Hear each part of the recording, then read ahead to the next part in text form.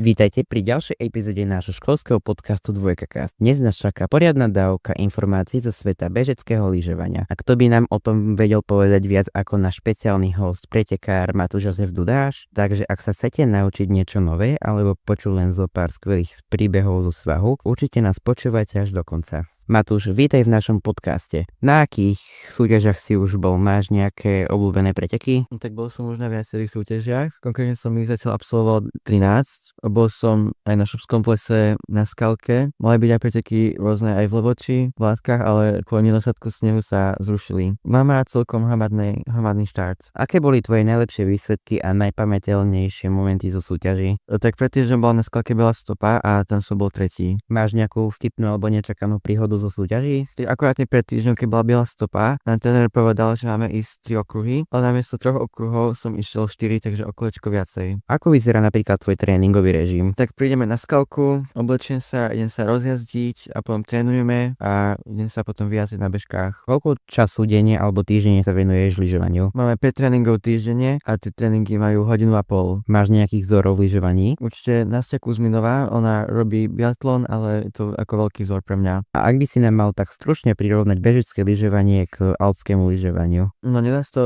celkom porovnávať, ako je dôležitá technika aj tam, ale bežecké je jeden z najťažších športov. Tam treba aj kondičku, aj techniku vedieť, aj všetko, takže asi tak. Takže najobľúbenejší lyžiarsky areál je asi tá skalka. Áno. A najlepšia súťaž, na ktorej si bol? No, každý rok sú na šupskom plese také dvojdňové preteky, že to sú preteky aj v sobotu a v nedeľu. My tam ideme vždycky piatok a to mám tak rád. Aj takto o týždeň tam budem. Taká otázka od našich žiakov na škole, ktorí dávali otázky. Mám tu takú otázku, či by si chcel ísť znova na lyžiarsky výcvik. Tak ako bolo tam dobre, tak asi hej. Bežky alebo zjazdovky? Určite bežky, ale mám rád aj zjazdovky, ale tie bežky mi prirastli k srdcu. Najzabavnejšia situácia s tréningov alebo pretekov? Ešte pred 2 rokmi bola tiež Biela stopa a hneď na štarte všetci vyštartovali, ale ja neviem, čo som urobil. Skoro som urobil kotrmelec dozadu, som išiel ako posledný zo štartu, lebo som skoro spadol. A máš nejaký najlepší tip na regeneráciu po tréningoch? Tak určite nejaký teplý kúpel v bane vhod. Keby som mal doma saunu, tak určite sauna. Máš nejaký lyžiarsky výstroj, na ktorý nedáš dopustiť? Mám rád bežky od značky Fischer, tie mi dobre vyhovujú. Spolupráce treba. A máš nejaké obľúbený iný šport okrem lyžovania? Lyžovanie, také normálne na zjazdovkách, aj badminton mám rád. A chcel by som robiť aj biatlon, ale k tomu niekedy, inokedy. A ak by si nebol lyžiarom, tak aký šport by si robil napríklad? Neviem, asi žiadny, nič ma tak nebaví tak ako bežecké lyžovanie. Lyžovanie srdcovka, musí byť. Hej. Aký odkaz by si dal mladým športovcom? Tak určite sa nezdávajte, máte podporu aj v tých najťažších chvíľach a no nezdávajte sa. Čo robíš, keď nie je sneh? No keď nie je sneh, tak máme aj tak tréningy, chodíme behať, alebo na bicykle chodíme, alebo na koleskových bežkách chodíme. A stretol si aj takých úspešných lyžiarov, alebo napríklad aj zo zahraničia alebo Slovenska?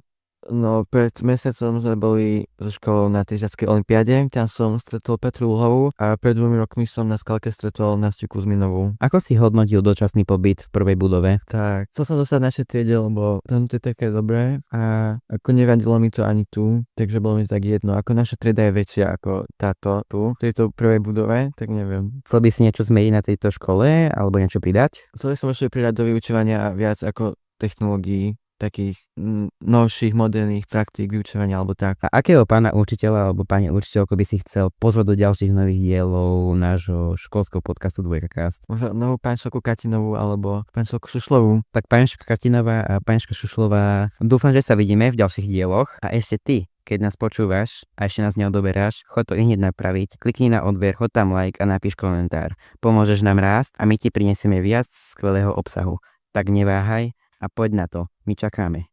Ďakujeme ti. A taká sranda, Matúš mal všetky termíny v kalendári zaplnené, takže ak by som chcel natočiť s ním podcast, museli sme takto cez 6 hodinu sa uvoľniť. Hej, na sa mi nedalo.